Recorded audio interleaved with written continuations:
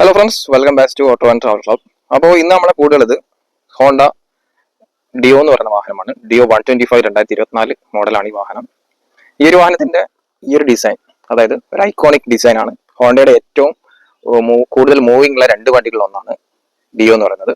ആക്റ്റീവയും deo ആണ് ഏറ്റവും കൂടുതൽ മൂവിംഗ് ഉള്ള വണ്ടി.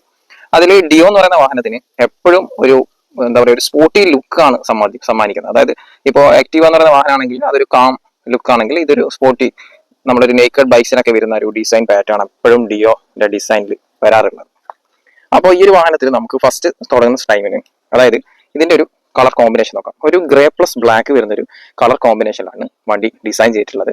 അതിന്റെ മുകളിൽ ഇവിടെയൊക്കെ നമുക്ക് ഡേ ടൈം റണ്ണിംഗ് ലാമ്പാണ്. രണ്ട് ലൈൻ ഉള്ള രീതിയിലാണ് ഇതിന്റെ ഒരു ഡേ ടൈം റണ്ണിംഗ് ലാമ്പ് ഇവിടെ നൽകിയിട്ടുള്ളത്. അതിന് ഒരു ബ്ലാക്ക് ഫിനിഷ്, അതായത് ഗ്രേയും ബ്ലാക്കും ഉള്ള രീതിയിലുള്ള ഒരു കളർ കോമ്പിനേഷൻ നൽകിയിട്ടുണ്ട്. അതിന്റെ ഹാൻഡിൽ ബാറും കാര്യങ്ങളൊക്കെ നോക്കുന്ന ടൈമിന് ഒരു പ്രീമിയം ലുക്കിൽ, അല്ലെങ്കിൽ നല്ല ബിൽഡ് ടു ക്വാളിറ്റി ലുക്ക് തന്നെയാണ് ആ കാര്യങ്ങളൊക്കെ നൽകിയിട്ടുള്ളത്. പിന്നെ ഇവിടെയൊക്കെ ആയിട്ട് നമുക്ക് ഒരു കാർബൺ ഫൈബറിന്റെ ഒരു ഡിസൈൻ എലിമെന്റ്സ് കാണാം. അതൊക്കെയാണ് ആ ഒരു ഫ്രണ്ട് ഭാഗത്ത് മെയിൻ ആയിട്ട് പറയാനുള്ളത്. ഇനിയിപ്പോൾ സൈഡിലെ പ്രൊഫൈലിലേക്ക് വരുമ്പോൾ ഇവിടെ ഹോണ്ട എന്നുള്ള ആ ഒരു നെയിമിംഗ് ആണ്. ഇവിടെയും ബ്ലാക്കും ആ ഒരു ഗ്രേ ഫിനിഷ് ഉണ്ട്. അതിന്റെ ഒരു പ്രൊജക്ടർ ഹെഡ് ലാമ്പ് എല്ലാം വരുന്നത് ഒരു വലിയൊരു ഹെഡ് ലാമ്പ് ആയിട്ടാണ് നൽകിയിട്ടുള്ളത്. LED ആണ് ഹെഡ് ലാമ്പ് വരുന്നത്. പിന്നെ സൈഡ് ഇൻഡിക്കേറ്ററും കാര്യങ്ങളും, അതായത് ടേൺ ഇൻഡിക്കേറ്റർ ഒക്കെ ഹാലജൻ ബൾബിലാണ് വരുന്നത്. മുകളിലായിട്ട് നമ്പർ പ്ലേറ്റിന്റെ സെക്ഷൻ ഉണ്ട്. ഗാർഡൊക്കെ നൽകിയിട്ടുണ്ട് ഈ ഒരു വാഹനത്തിന്. ഇനിയിപ്പോൾ മഡ്ഗാർഡിന്റെ ആ ഒരു ഭാഗത്തൊക്കെ വരുമ്പോൾ ഇവിടെയും നമുക്ക് മേലെ നമ്മളെ മുകളിൽ കണ്ട അതേ ഒരു ബ്രൗൺ പ്ലസ് ബ്ലാക്ക് ആയിട്ടുള്ള ഡിസൈൻ കാര്യങ്ങളും ഒക്കെ വരുന്നുണ്ട്. സൈഡിൽ വരുമ്പോൾ റിഫ്ലക്ടറും കാര്യങ്ങളൊക്കെ കാണാം. ഫ്രണ്ട് ടയർ സെഗ്മെന്റിലേക്ക് നോക്കുന്ന ടൈമിന് ഇതിൽ നമുക്കൊരു ഡ്രം ബ്രേക്ക് സിസ്റ്റം ആണ് നൽകിയിട്ടുള്ളത്. ഈ ഒരു വേരിയന്റിൽ ഡിസ്ക് ബ്രേക്കും കൂടെ നമുക്ക് അവൈലബിൾ ആണ്. പക്ഷെ ഇതിൽ നമുക്ക് ഡ്രം ബ്രേക്ക് സിസ്റ്റം ആണ് വരുന്നത്. 12 ഇഞ്ചിന്റെ അലോയ് വീലില് 90/90 ടയർ ആണ് നൽകിയിട്ടുള്ളത്. കൂടാതെ ഇതൊരു ടെലിസ്കോപ്പിക് സസ്പെൻഷൻ ആണ് ഫ്രണ്ടിൽ നൽകിയിട്ടുള്ളത്. പിന്നെ നമുക്ക് ടയർ ട്യൂബ്ലെസ് ആണ്. അത്രയും കാര്യങ്ങളാണ് ഫ്രണ്ടിൽ മെയിൻ ആയിട്ട് പറയാനുള്ളത്.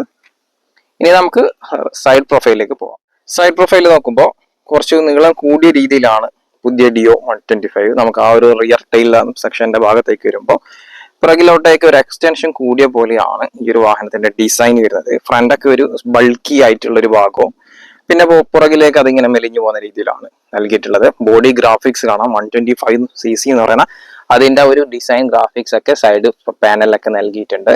ഒരു ഗ്ലോസി ഫിനിഷും അതേപോലെ തന്നെ കാർബൺ ഫൈബർ ഡിസൈൻ വരുന്ന എലിമെന്റ്സ് വരുന്ന മാറ്റ് ഫിനിഷിലൊക്കെയാണ് വരുന്നത്. സൈഡിൽ ഹോണ്ട എന്നുള്ള ആ ഒരു നെയിമിങ് ഇവിടെ നൽകിയിട്ടുണ്ട്. കുറെ ഡിസൈൻ എലിമെന്റ്സ് കടന്നു പോകുന്നുണ്ട്.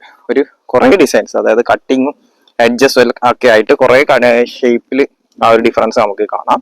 ഇവിടെയൊക്കെ വരുമ്പോൾ ഫ്രണ്ടിൽ നമുക്ക് ഇവിടെ നല്ല സ്പേസ് വരുന്നുണ്ട്. ലഗേജ് ഒക്കെ കൊണ്ടുപോകാനുള്ള അത്രയും നല്ല സ്പേസ് അവിടെ വരുന്നുണ്ട്. സൈഡിൽ ഇവിടെയൊക്കെ കാല് തട്ടുന്ന, അതായത് ചളിയാവാനുള്ള സാധ്യതയുള്ള സ്ഥലത്തൊക്കെ മാറ്റ് ഫിനിഷും മറ്റുള്ള സ്ഥലത്ത് ഗ്ലോസി ആയിട്ടുള്ള രീതിയിലൊക്കെ നൽകിയിട്ടുണ്ട്. ഫുഡ് സ്റ്റെപ്പ് ഒക്കെ ഒരു അലൂമിനിയം ഫിനിഷിലാണ് വരുന്നത്. ഡിയോ എന്നുള്ള നെയിമിങ് ഇവിടെ കൊടുത്തിട്ടുണ്ട്. സീറ്റിലും ഡിയോ 125 എന്നുള്ള നെയിമിങ് വരുന്നുണ്ട്. ഇനിയിപ്പോൾ ഈ ഒരു സൈലൻസറിന്റെ ഭാഗത്തേക്ക് വരുന്ന ടൈമിന് ഒരു അലൂമിനിയം പ്ലസ് ബ്ലാക്ക് ഫിനിഷിലാണ് വരുന്നത്. സൈലൻസറിന് ഡുവൽ എക്സോസ്റ്റിന്റെ ഒരു നോട്ട് കാണാം. സൈലൻസറിന്റെ സൗണ്ട് നമുക്ക് കേട്ട് നോക്കാം കുറച്ച് കഴിഞ്ഞിട്ട്. അത്രയും ഭാഗമാണ് ഇവിടെ വരുന്നത്.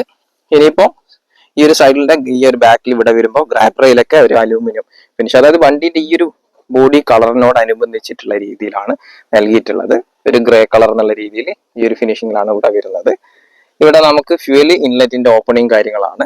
ഇവിടെ നമ്മൾ ഈ ഒരു കീന്റെ ഒരു ഇവിടെ നമ്മൾ ഫ്യൂവലിനുള്ള ഈ ഒരു ഭാഗം, അതായത് ജസ്റ്റ് വണ്ടി ഓൺ ചെയ്യാം, ഇവിടെ പ്രസ് ചെയ്ത് കഴിഞ്ഞാൽ ഇവിടെ നമുക്ക് ഫ്യൂവലിന്റെ ഈ ഒരു ഭാഗം ഓപ്പൺ ആയി വരുന്നതായിരിക്കും.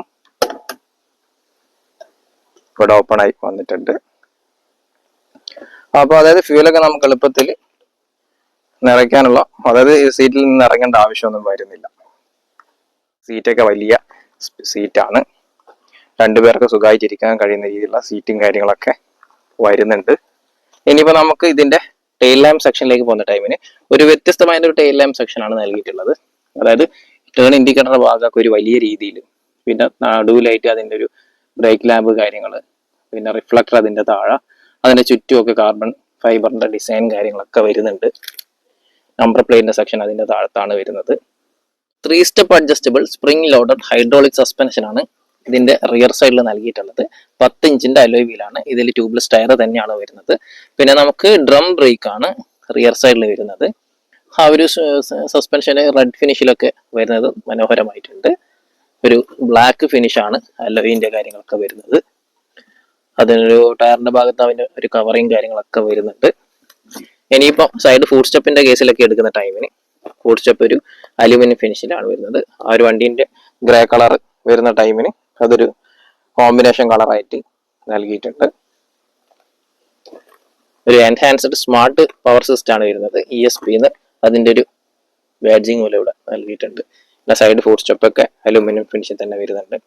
ഇനി നമുക്ക് അണ്ടർ സ്റ്റോറേജ് സ്പേസ് നോക്കാം. സീറ്റിന്റെ അടിയിലുള്ള ഇവിടെ സീറ്റിന്റെ ഒരു ബട്ടൺ പ്രസ് ചെയ്ത് കഴിഞ്ഞാൽ ഇവിടെ സീറ്റ് ഓപ്പൺ ആവും. സ്പേസ് എന്ന് പറയുമ്പോൾ വലിയൊരു സ്റ്റോറേജ് സ്പേസ് ഒന്നുമില്ല. നമുക്കൊരു 18 ലിറ്റർ അല്ലെ 19 ലിറ്റർ വരുന്ന ഒരു സ്റ്റോറേജ് സ്പേസ് ആണ് നൽകിയിട്ടുള്ളത്. ഇവിടെ നമുക്കൊരു ഹെൽമെറ്റ് വെക്കാനുള്ള സ്പേസ് ഉണ്ട്. പിന്നെ ഇതിന്റെ ഒരു കവറും കാര്യങ്ങളൊക്കെ വെക്കാനുള്ള അത്രയും സ്റ്റോറേജ് സ്പേസ് മാത്രമേ നൽകിയിട്ടുള്ളൂ. പിന്നെ ഇതിന്റെ ഫ്യൂവൽ ഇൻലെറ്റ് ഓപ്പണിംഗ് ഇവിടത്തേക്ക് മാറിയിട്ടുണ്ടെങ്കിൽ പോലും, അതായത് സ്പേസ് കൂടുക അങ്ങനെയുള്ള കാര്യങ്ങളൊന്നും മാറിയിട്ടില്ല. ഈ ഒരു രീതി തന്നെയാണ് വരുന്നത്. ഇവിടെ ഒരു കാർബൺ എലിമെന്റും കാര്യങ്ങളൊക്കെ കാണാം. പിന്നെ ഇതിന്റെ സീറ്റിന്റെ അടിയിലായിട്ട് സ്പാനർ അതേപോലെ തന്നെ ടൂൾസ് ഒക്കെ വെക്കാനുള്ള സ്പേസും കാര്യങ്ങളും മാത്രമാണ് വരുന്നത്. അപ്പോൾ നോർമലി ഉള്ള നമ്മളെ ഒരു സ്റ്റോറേജ് സ്പേസ് മാത്രമായിട്ടാണ് കൊടുത്തിട്ടുള്ളത്. ഇനിയിപ്പോൾ നമുക്ക് മറ്റുള്ള ഫീച്ചറിലേക്ക് പോകാം. ഓവർ കാര്യങ്ങളൊക്കെ ഒരു സ്പോർട്ടി ലുക്കിലാണ് വരുന്നത്. ഒരു എഡ്ജസും കാര്യങ്ങളും കട്ടിങ് കാര്യങ്ങളൊക്കെ വരുന്നുണ്ട്. പിന്നെ ഇതിന്റെ ആ ഒരു ഹാൻഡിൽ ബാറൊക്കെ നല്ലൊരു സോഫ്റ്റ് ടച്ച് മെറ്റീരിയൽ കാര്യങ്ങളൊക്കെയാണ് വരുന്നത്. ഡുവൽ ടോൺ കളറായിട്ടാണ് ഇതിന്റെ ഒരു ഡിസ്പ്ലേയും കാര്യങ്ങളൊക്കെ ക്രമീകരിച്ചിട്ടുള്ളത്. ഇവിടെയൊക്കെ ജസ്റ്റ് ഒരു എന്താ പറയുക, വെയിലടിക്കുമ്പോൾ ഈ ഒരു സ്ക്രീന് നമുക്ക് കാണാൻ വേണ്ടിയിട്ടുള്ള രീതിയിൽ ഇവിടെ ഒരു പൊങ്ങി നിന്ന രീതിയിലാണ് ഈ ഒരു ഡിസൈനും കാര്യങ്ങളൊക്കെ വരുന്നത്. ഇനിയിപ്പോൾ ഈ ഒരു സൈഡിലേക്ക് വരുന്ന ടൈമിന് സ്വിച്ചസിന്റെ കാര്യങ്ങളിലേക്ക് വരുമ്പോൾ ഇവിടെ നമുക്കൊരു ഫാസ്റ്റ് ലാമ്പ് അവൈലബിൾ ആണ്. പിന്നെ ഇത് ഹൈ ബീം ലാമ്പിന്റെ ബട്ടനാണ്. ഇത് നമുക്ക് ടേൺ ഇൻഡിക്കേറ്ററിന്റെ സ്വിച്ചസും കാര്യങ്ങളും. പിന്നെ ഹോൺ വരുമ്പോൾ ഈ ഒരു ടൈപ്പ് ഹോണും കാര്യങ്ങളൊക്കെ വരുന്നുണ്ട്. ഇവിടെ നമുക്കൊരു ലോഗോ കാണാം ഹോണ്ടയുടെ. ഇവിടെ 2 ഡിജിറ്റൽ ഡിസ്പ്ലേ ആണ് വരുന്നത്. ഇവിടെ നമുക്കൊരു സ്മോൾ ഡിസ്പ്ലേയും ഇവിടെ ഒരു വലിയ ഡിസ്പ്ലേ ആയിട്ടാണ് ആ ഒരു ഭാഗം വരുന്നത്. പിന്നെ ഇവിടെ വരുമ്പോൾ ഐഡിയൽ സ്റ്റാർട്ട് സ്റ്റോപ്പ്, അതായത് വാഹനം ഡ്രൈവിംഗ് ചെയ്യുന്ന ടൈം നമ്മൾ ഇവിടെ നിർത്തി കഴിഞ്ഞാൽ ഓട്ടോമാറ്റിക്കായിട്ട് ഓഫ് ആവുകയും ഓൺ ആവുകയും ചെയ്യുന്ന ഒരു രീതിയിലാണ് ഇവിടെ വരുന്നത്. ഇതിപ്പോൾ ഞാൻ ജസ്റ്റ് ഒന്ന് വണ്ടി സ്റ്റാർട്ട് ചെയ്ത് കാണിക്കാം. അപ്പോൾ വണ്ടി സ്റ്റാർട്ടിങ്ങിലാണുള്ളത്. ഈ സ്റ്റാർട്ടിങ് ടൈമിന് നമ്മൾ വാഹനത്തിന്റെ അതായത് സൈഡ് സ്റ്റാൻഡ് ഇട്ട് കഴിഞ്ഞാൽ വണ്ടി ഓട്ടോമാറ്റിക്കായിട്ട് ഓഫ് ആവും. അതായത് അതിന്റെ സെൻസറും കാര്യങ്ങളൊക്കെ വരുന്നുണ്ട്.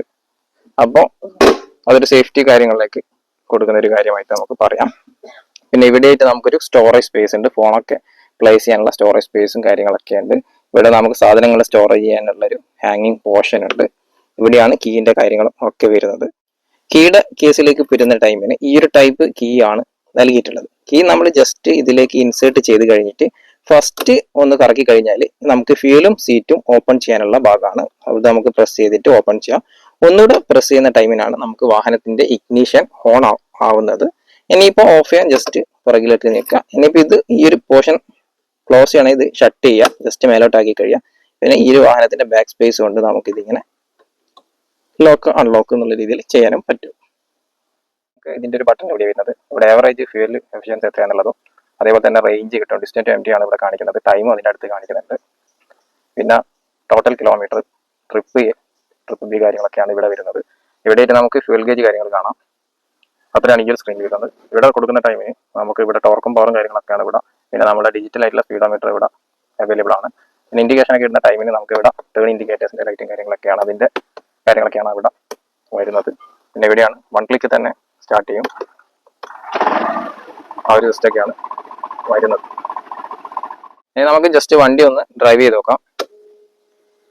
അപ്പോൾ വണ്ടി ഡ്രൈവ് ചെയ്യുന്ന ടൈമിന് നമ്മൾ ജസ്റ്റ് ഈ ഒരു ഡിസ്പ്ലേ ഒക്കെ ഓൺ ആയി കഴിഞ്ഞു. ഇനി നമ്മൾ സ്റ്റാർട്ട് ചെയ്യാണ്. ഇനിയിപ്പോൾ ഇതിലൊരു ഐഡിയൽ സ്റ്റാർട്ട് സ്റ്റോപ്പ് എന്ന് പറയുന്ന ഒരു ഓപ്ഷൻ ഉണ്ട്. അത് നമ്മൾ ജസ്റ്റ് ഒന്ന് കാണിച്ചു തരാം. ഇതിപ്പോൾ നമ്മൾ വണ്ടി മൂവ് ചെയ്ത് കഴിഞ്ഞിട്ട് നമ്മളിപ്പോൾ എവിടെയെങ്കിലും വണ്ടി നിർത്തി കഴിഞ്ഞാൽ, ഇതിപ്പോൾ ഞാൻ ഇവിടെ സ്റ്റോപ്പ് ചെയ്ത് കഴിഞ്ഞാൽ നമ്മൾ ആക്സിലേറ്ററിന് കൈയെടുക്കുന്ന ടൈമിന് വണ്ടി ഓട്ടോമാറ്റിക് ആയിട്ട് ഓഫ് ആവുന്ന ഒരു സിസ്റ്റം ഇതിലുണ്ട്. അതിന്റെ ഓൺ ഓഫ് ബട്ടൺ ആണ് ഇവിടെ വരുന്നത്. ഇതിപ്പോ ഓൺ ആയി കഴിഞ്ഞാൽ ഇവിടെ A എന്ന് പറയുന്നൊരു ബട്ടൺ ഓൺ ആവും. ഇപ്പൊ നേരത്തെ ഓൺ ആവാത്തത് കൊണ്ടാണ് ഇവിടെ കിട്ടാത്തത്. ഇനി നമ്മളിപ്പോ വണ്ടി എടുക്കുകയാണ്.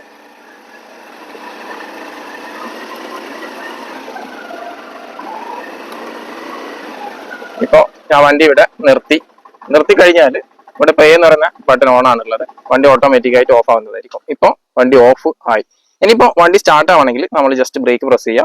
എന്നിട്ട് ഇവിടെ ജസ്റ്റ് ഒന്ന് കറക്കി കഴിഞ്ഞാൽ വണ്ടി സ്റ്റാർട്ടായി. ഇനിയിപ്പോൾ ഇതേപോലെ തന്നെ കുറച്ച് കഴിഞ്ഞാൽ ഒന്നും കൂടെ വേണമെങ്കിൽ ഓഫ് ആവും. അപ്പോൾ നമ്മൾ ട്രാഫിക് ഉള്ള ടൈമിന് നമുക്ക് ഫ്യൂവൽ ലാഭിക്കാൻ വേണ്ടിയിട്ടാണ് ഇങ്ങനെ ഒരു സിസ്റ്റം വരുന്നത്. അത് നമ്മൾ ഒന്നുകൂടെ കറക്കി കഴിഞ്ഞാൽ വണ്ടി സ്റ്റാർട്ടാവും. ഇതൊരു ബെനിഫിറ്റ് ആയിട്ടുള്ള നല്ലൊരു കാര്യമാണ്.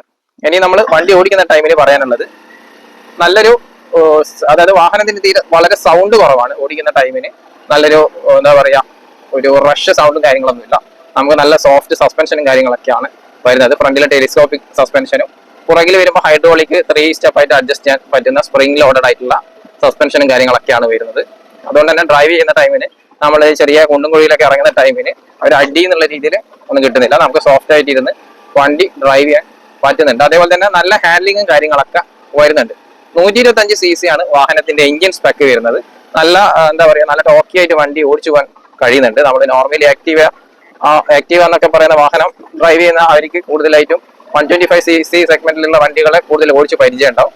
ഇപ്പോൾ ഹോണ്ട സീരീസിൽ വരുന്ന എഞ്ചിനൊക്കെ നല്ല മികച്ച റിഫൈൻഡ് ആയിട്ടുള്ള എഞ്ചിനും കാര്യങ്ങളൊക്കെ ആയിട്ടാണ് വരുന്നത്. നോർമലി എല്ലാ വാഹനങ്ങളിലും നമ്മൾ എക്കോ മോഡ് എന്ന് പറയുന്ന ഒരു ഫീച്ചർ കാണാം. പക്ഷേ ഈ ഒരു വാഹനത്തിൽ ഒരു 3 സ്റ്റെപ്പ് എക്കോ ഇൻഡിക്കേറ്റർ ആയിട്ടാണ് നൽകിയിട്ടുള്ളത്. അതായത് 3 LED ലൈറ്റ് ഇങ്ങനെ കത്തി കിടക്കുന്ന രീതിയിലാണ്. നമുക്ക് എക്കോ മോഡിലാണെന്ന് മനസ്സിലാക്കാൻ വേണ്ടിയിട്ട് അത് വളരെ നല്ല രീതിയിൽ സഹായിക്കുന്നതാണ്. ഇനിയിപ്പോൾ എഞ്ചിനെ കുറിച്ച് നോക്കുമ്പോൾ 125 cc 4 സ്ട്രോക്ക് SI എഞ്ചിനാണ് നൽകിയിട്ടുള്ളത്. അതിൽ PGM FI എന്ന് പറയുന്ന ഫ്യൂവൽ സിസ്റ്റമാണ് നൽകിയിട്ടുള്ളത്. അതുകൊണ്ട് തന്നെ നമുക്ക് നല്ലൊരു 50 km/ലിറ്റർ മൈലേജ് ഈ ഒരു വാഹനത്തിന് ലഭിക്കുന്നതാണ്. ഇനിയിപ്പോൾ എഞ്ചിൻ ഔട്ട്പുട്ട് കാര്യങ്ങൾ നോക്കുമ്പോൾ മാക്സിമം എഞ്ചിൻ ഔട്ട്പുട്ട് വരുന്നത് 8.1 ഹോഴ്സ് പവർ 6250 RPM-ലും 10.4 Nm ടോർക്ക് 5000 RPM-ലാണ് ലഭിക്കുക. ഫ്യൂൽ ടാങ്ക് കപ്പാസിറ്റി വരുമ്പോൾ 5.3 ലിറ്റർ ഫ്യൂൽ ടാങ്ക് കപ്പാസിറ്റി നൽകിയിട്ടുണ്ട്. അപ്പോൾ ഈ ഒരു വീഡിയോ നിങ്ങൾക്ക് ഇഷ്ടപ്പെട്ടാൽ സബ്സ്ക്രൈബ് ചെയ്യുക, ലൈക്ക് ചെയ്യുക, ഷെയർ ചെയ്യുക. ഇനിയിപ്പോൾ ഇഷ്ടപ്പെട്ടിട്ടില്ലെങ്കിൽ ഡിസ്ലൈക്ക് അടിക്കുന്നതിന് പകരം കമൻറ്റ് സെക്ഷനിൽ രേഖപ്പെടുത്തുക. അപ്പോൾ മറ്റൊരു വീഡിയോയുമായി നമുക്ക് വീണ്ടും കാണാം. Thank you.